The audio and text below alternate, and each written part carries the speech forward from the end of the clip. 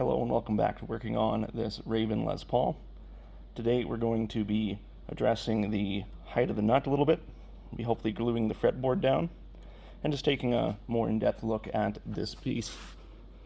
So with the nut holding at the 3rd fret, we got just a little bit of gap to take up across all strings. So most likely we'll be sanding the nut flat on the bottom, just bringing that whole nut down and hopefully getting them right where we want. So right now we're sitting at about 375. Like that, probably bring that down to either 370 or 365. All I'm going to use is some emery cloth. We got 120 to start out to kind of get a larger portion off. Then we can use the 320 for more refined. Just try to keep it flat, even pressure across the whole thing. It helps if this table is probably a bit flatter. Should have thought about that to start with, but what do you do with an old workbench, right? So that little bit was only about a couple 3/1000ths, so just going to keep on going. Just remember to go slow. You can always take more off, but you can't add more on unless you want to start over with another nut. So go slow, take your time.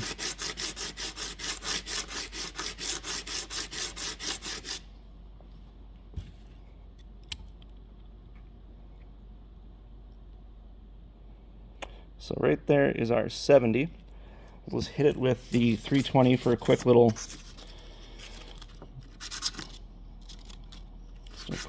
cleanup, and we'll put it back in to the neck and see how it fits. Alright, so with that little bit of sanding, we are definitely closer. Got the slightest gap now. It's definitely lower on the base side, so you can try to take some off the higher end there. Just gonna repeat the process again. So now working this time, we're going to focus more on the treble side, so just apply more pressure. Just try to work the treble side, not really the bass, but we still want it to be nice, even and flat in the end.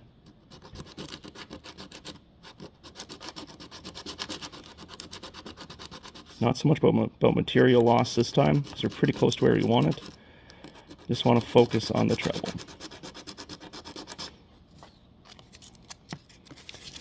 In small increments once again.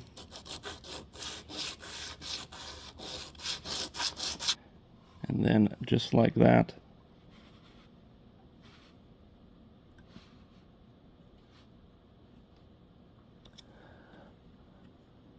Oh, my strings are all jangled up there. I have to fix that.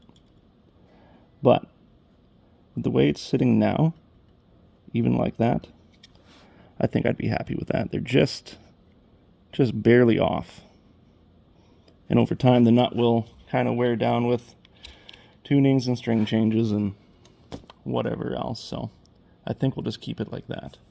Won't wear down much, but who knows? We'll keep it just like that.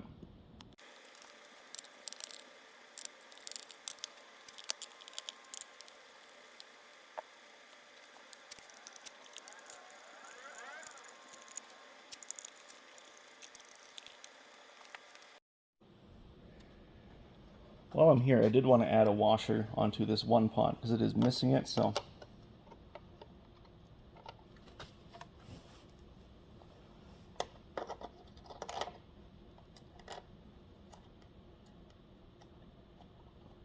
just kind of support the pot from the backside, make sure it doesn't turn in place so that we can't break any solder joints off.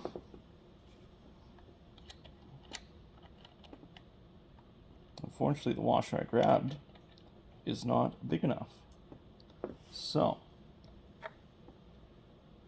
I'll have to go see what I can do about that. There's definitely a right way and a wrong way of doing things. If you want this thing to be as factory as you can get it, good on you, man. I don't got that kind of money, so I'm just going to drill out the washer till it fits. Embarrassing, didn't clamp it hard enough.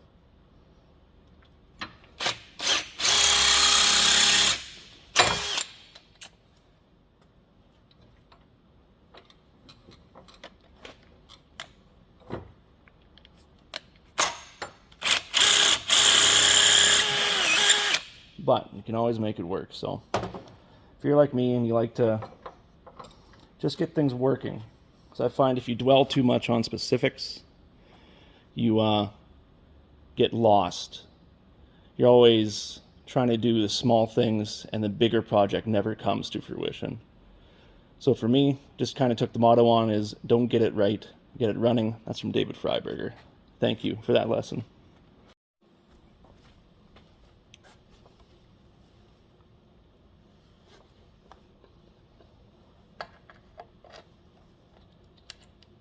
Look at that, fits like a dream. Now ask yourself, is this the right washer? Probably not. But does it fit? You bet it fits, and that's what counts to me. We're gonna have an extra washer instead of just the nut holding this against the body. Now if my fingers would cooperate, we could thread this back on, but struggling.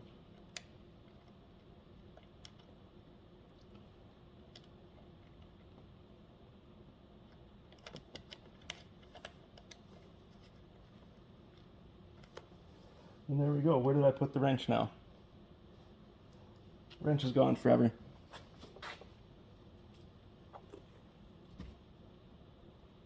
And of course it's a 10 mil.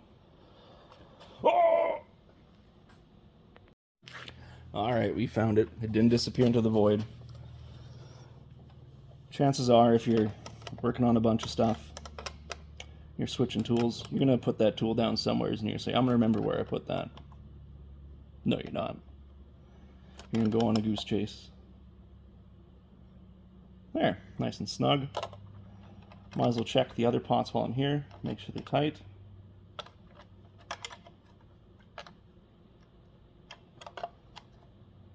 Oh yeah, nice and tight. Like to see that. Our input jack, haven't had any issues with that yet. Nut likes to back off, sometimes they strip. It's a bad time. But anyways, taking the neck off, we can now see into the body a bit more. Don't see any obvious cracks or anything, so happy with that. Backside, no obvious cracks. Body itself is in pretty good condition. There's some scratch, some nicks, some little bit of damage and stuff, but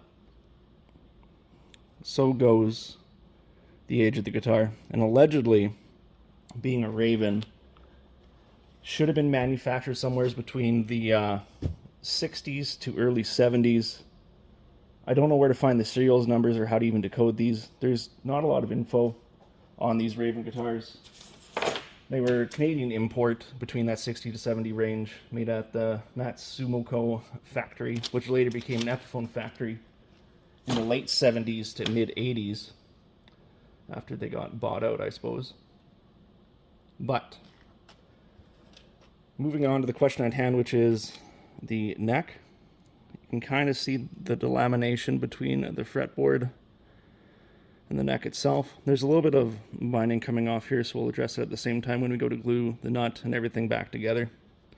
Fretboard itself looks pretty good. When we put it all back together, might give it a quick sand and put some oil on it just to kind of keep the wood nice and supple. It is fairly humid here, so I don't think I have to worry about that too much. Stays inside, not outside. Try to keep away from extreme temperature changes, being in Canada. Got a wild variation up here. So now we're going to glue down the fretboard here.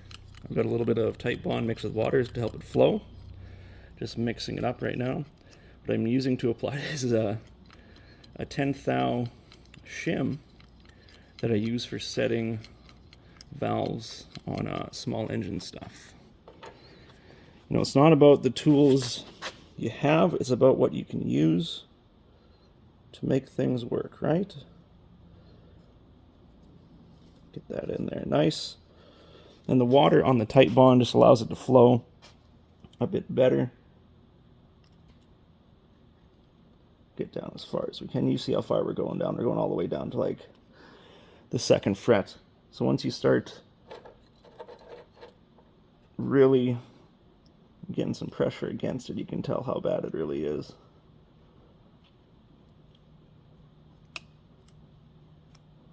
Bring that all the way up to the neck slot. I'll do a bit more up at the top here.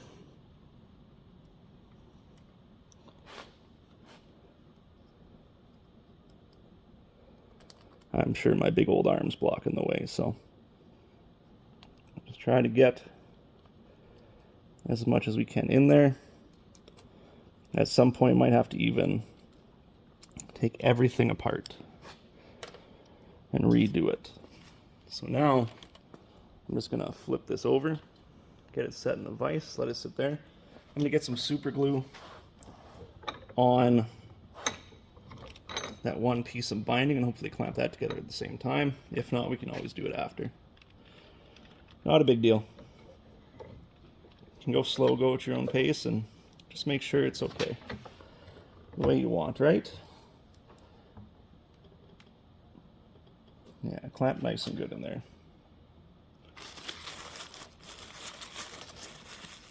Wipe any excess glue off with a damp towel, damp rag, whatever you got at hand.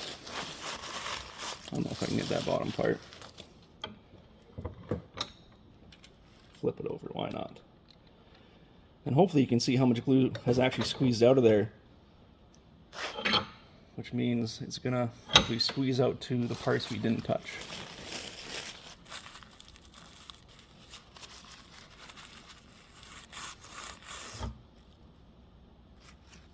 Clamp that a bit more. Yeah, I think that'll turn out okay.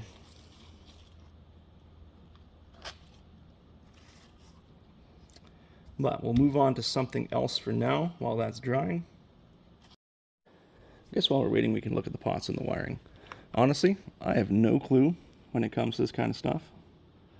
You can see it's like niche on 500K pots. No idea what that really means. When it comes to the guitar stuff, I'm more adept at the woodworking and setup side about it. Paint, repair, stuff like that. The electronics I don't know much about.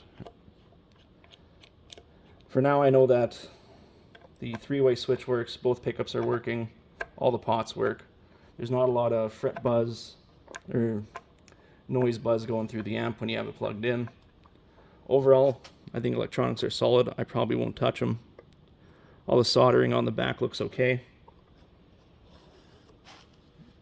Soldering on the three-way looks good. Doesn't look cold, doesn't look globbed on, looks quite well done. For the age of this guitar, I do see there's one pot replaced. That was the one that was missing the washer, which is nice. So you know someone probably did take care of this thing and love it throughout its time. And for it to be that old, you don't know how many hands it's been exchanged. It's kind of neat to think about. Wish you could always get more backstory on buying used gear and stuff. Like to know where it's been, what it's done, who it's been with. It's always interested me. And to start working on your own stuff, I find there's great pleasure in it. Because you know when you get it back together, working and working well, you know you've done a good job. You can be proud of something that you've done. The screw's kind of stripped out. And when you do use it, there's a great sense of pride knowing that you've taken care of something that might have been neglected by someone else to get it back to its working condition and being loved and used again.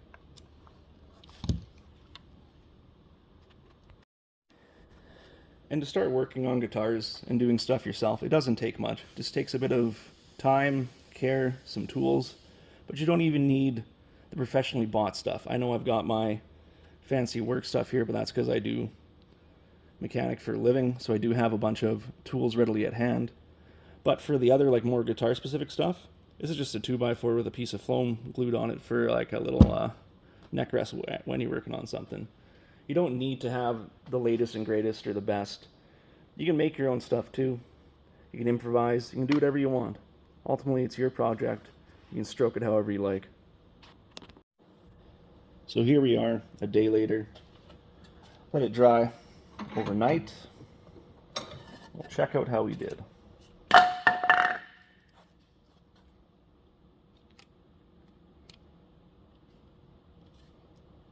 Yeah, no more fretboard wiggle. Feels good. Feels secure. Guess next step would be to clean up the nut slot, get that glued into place. Shouldn't take too much. Looks fairly clean as it is. and then we will hopefully get this back together, see how it all pans out. Alright, so I didn't do too much in the way of finishing up. It was fairly good for what it was, just a quick little scrape with a chisel and a razor blade. So all I'm going to do here is just add 2 small drops on either side of the truss rod. Once again, taking my 10 mil shim, just going to spread that out evenly. This super glue does kind of set up fast, so you do got to work fast. But take care not to get any on the truss rod. We'll just place our nut over top, hold it in place, right where we want it. Apply some pressure, let that set up quickly. Shouldn't take long. It does work fast, so. You don't want to go too crazy on the super glue either, in case you do have to replace the nut ever in future. It just makes it a bit easier for yourself.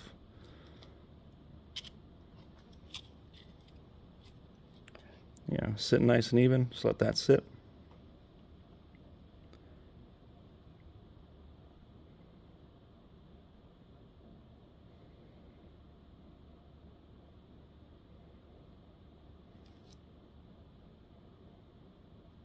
Yeah, look at that. Ain't that something? Alright, so I lied. I'm not going to put this thing back together. There are some other things I want to do with the neck off. I would like to try to do some small paint and chip repairs, just to see how that goes. It's definitely easier with it being taken apart as it is right now. So I think that's a good place to leave off. We at least got the fretboard glued back on along with the nut, so that's some progress made. Thank you for joining me. Hope to see you on the third video.